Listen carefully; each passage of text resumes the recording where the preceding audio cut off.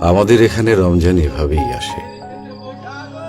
এলাকায় হাঁক ডাক, ভোর রাতের ঢুলু ঢুলু চোখ, শেষ মুহূর্তের আয়োজন।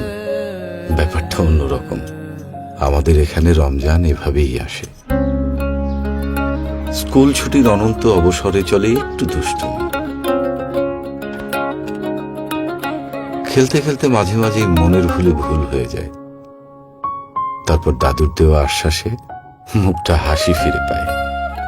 হিসেব চলে রোজা আসলে কয়টা হলো, এই প্রশ্ন সব সময় মনের ভেতর থাকে।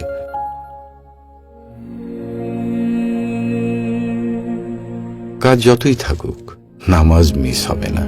শান্ত মনে কাটবে ইবাদতের সময়।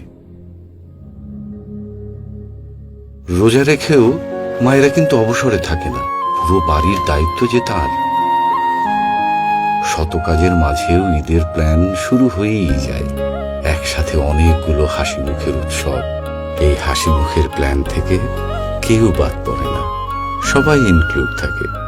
আমাদের এখানে রমজান এভাবেই আসে।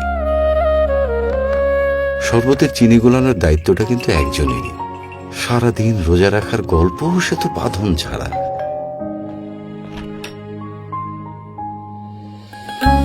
ও বাড়ি থেকে ইফতার আসবে আর খালি প্লেট নিয়ে যাবে, তা কিভাবে হয়?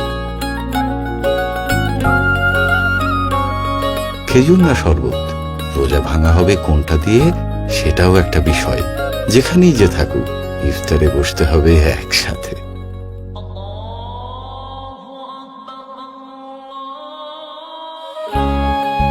আমাদের এখানে রমজান এভাবেই আসে।